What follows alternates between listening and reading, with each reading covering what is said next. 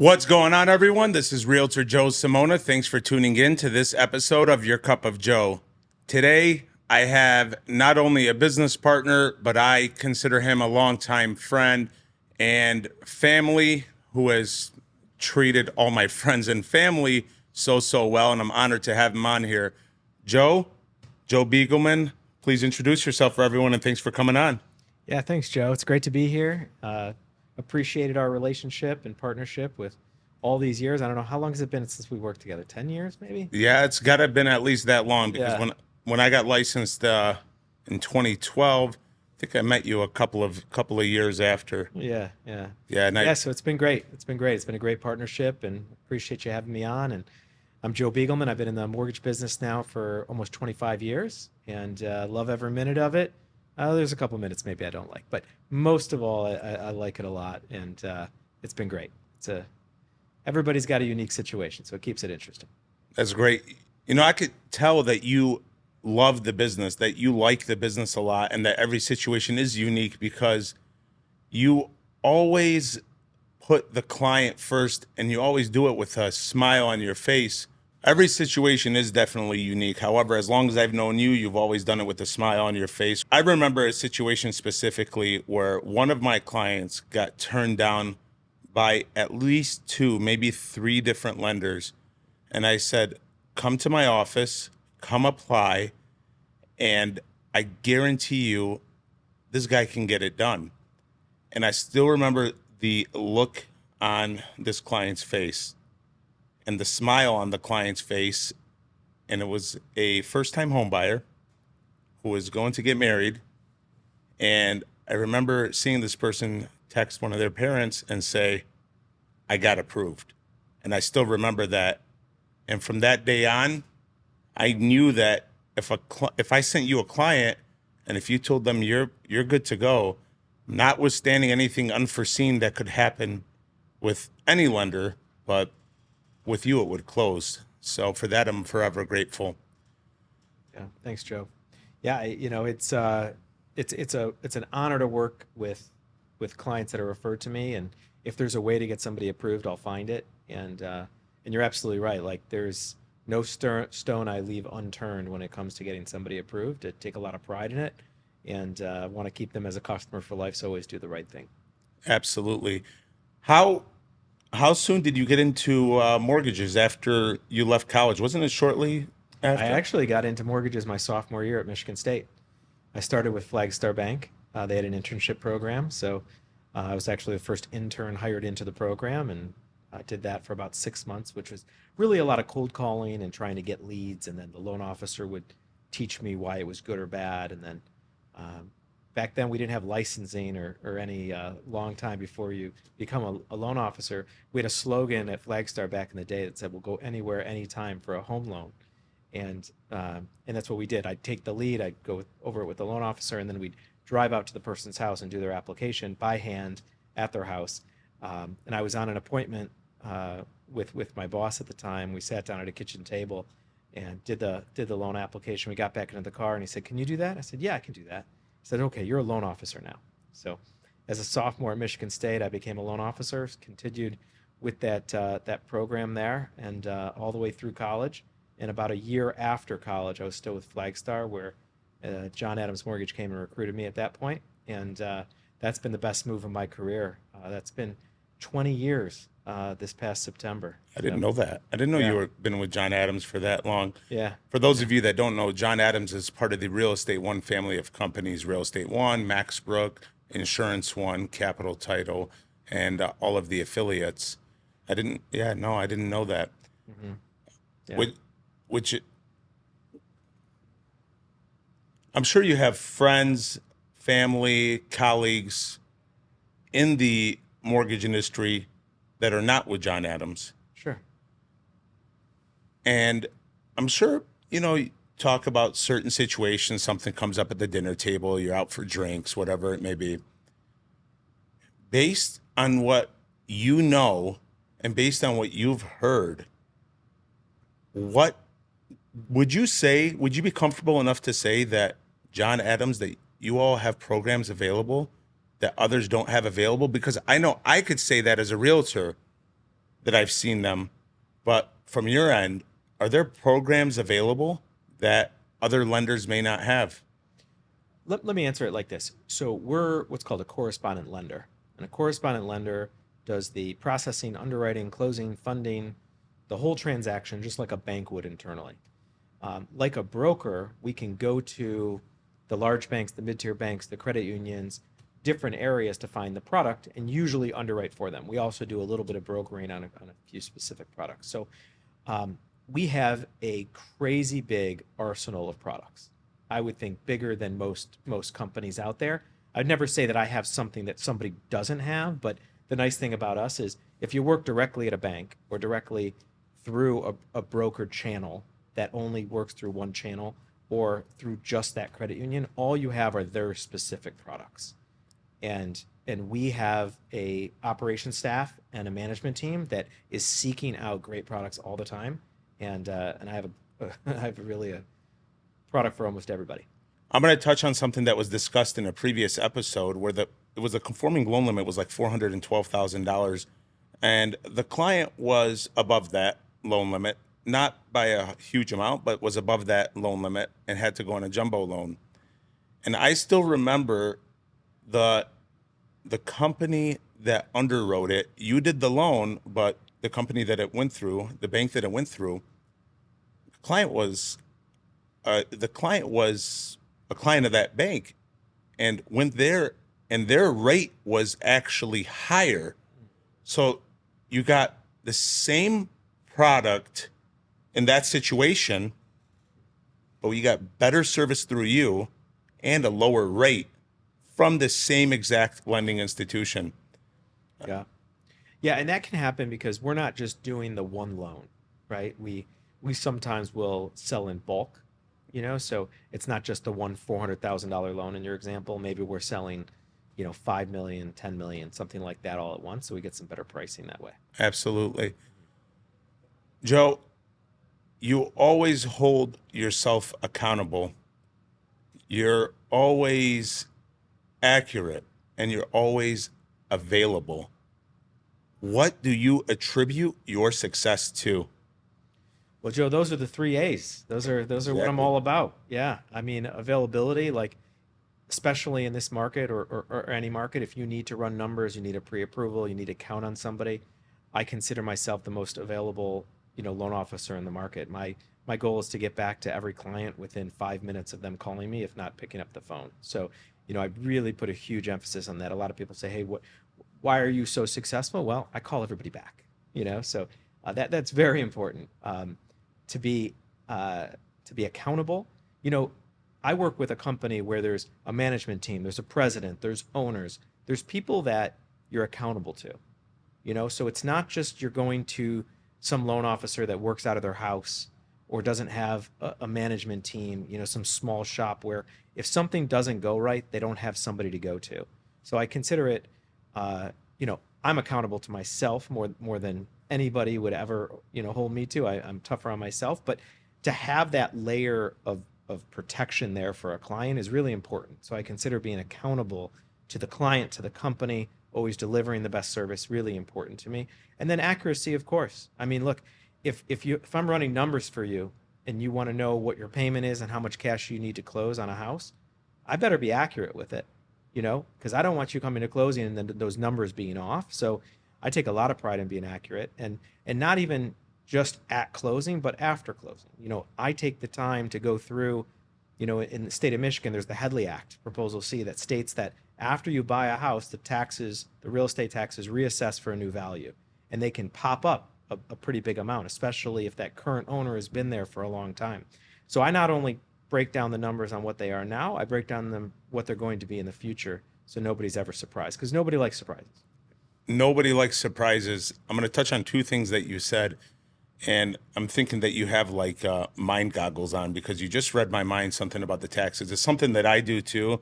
The difference of when the taxes uncap and when it goes to the higher amount, and a lot of agents won't tell their clients about it.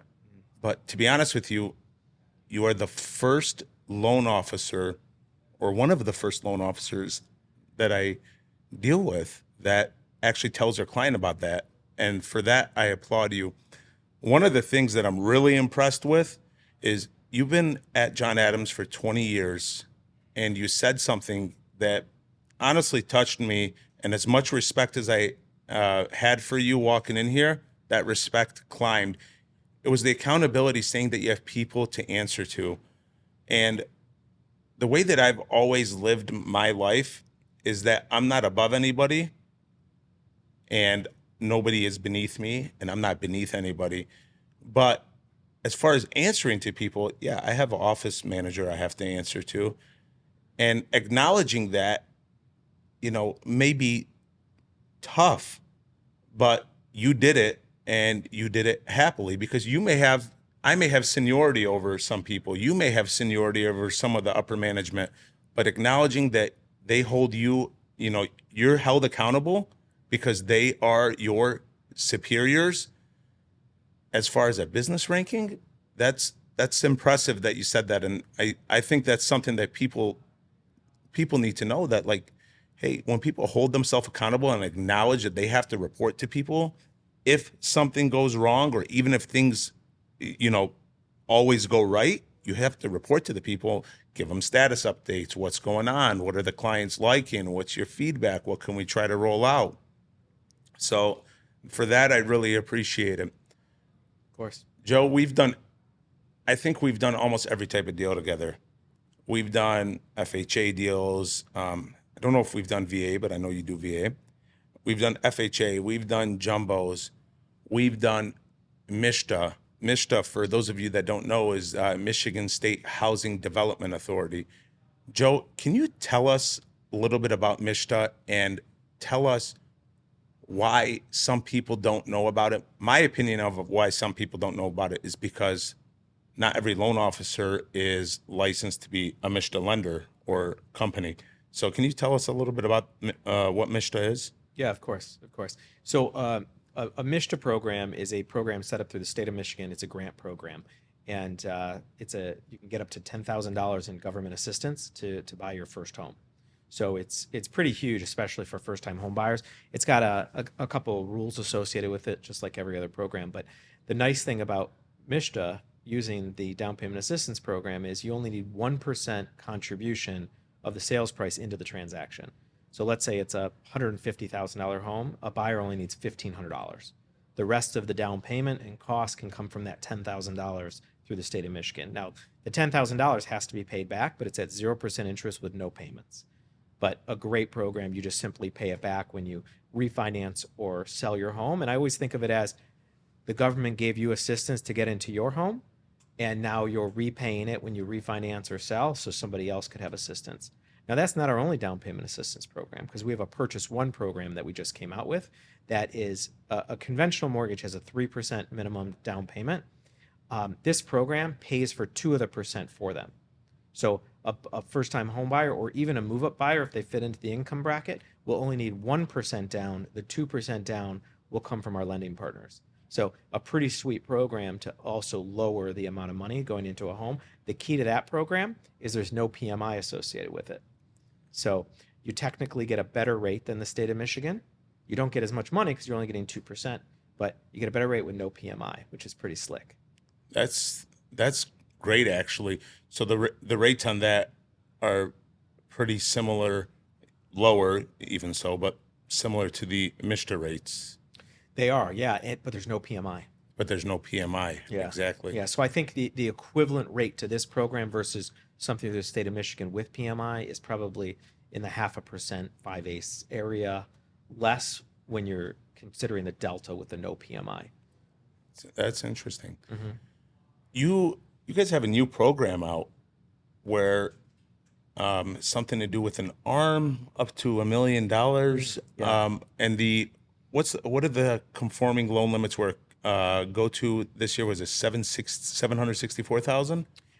Yeah, it in the high 700s for conforming loans, and then over that would be a jumbo loan. When you go over that conforming loan limit, you start to get into those jumbo pricing, which are higher interest rates.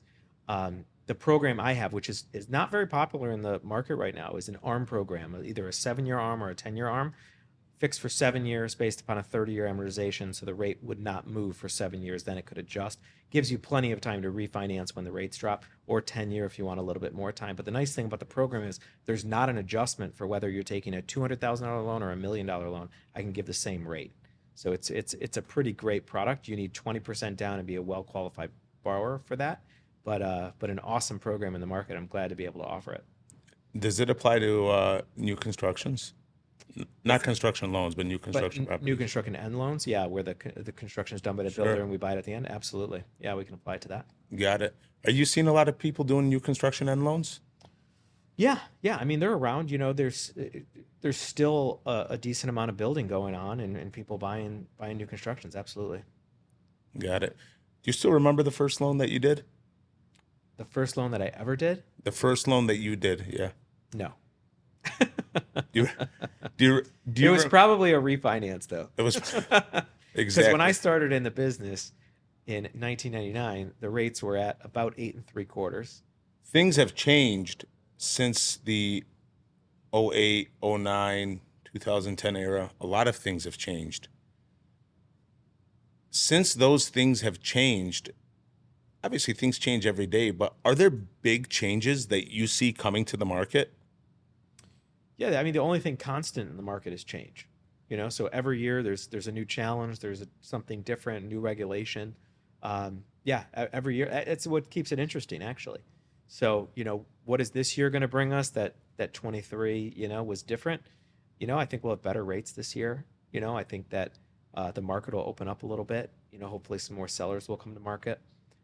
There's a stat out there that for every 1% interest rate changes, how many more buyers and sellers it brings to market, and it's pretty tremendous. Just a couple months ago, the 30-year average of an interest rate was close to 8%, maybe 8.1% was at its high last year. Now the national average is in the low to mid sixes. That's a huge difference from where it was. There's certain programs with a 5 in front of it right now. There's certain programs, that go into that low six number. So the market's ready to go. So are the 2-1 buy downs and the buy downs in general, are those kind of fading away now as the interest rates go lower? Yeah, I would think so. The nice thing about a 2-1 buy down is all the money for the savings for the first 2 years that you get on the lower interest rate goes into an escrow account. So if you end up refinancing in 6 months or 8 months or a year from now, you get that difference back of the unused escrow. So you don't lose the money when you refinance in a 2-1 buy down. A 2-1 buy down is pretty costly to get into because it costs the seller about 2% of the sales price. But again, some of that's refundable on a refinance, but none of my clients are looking at 2-1 buy downs right now for the most part. I haven't even heard somebody ask for it in months. Just because you can get a really good interest rate right now, pretty, comparatively speaking, and then we can always refinance when the rates drop. One of the things I have to commend you on again is your ability to separate personal and business. You and I could be talking about something as friends, and then we could be talking about something as business partners.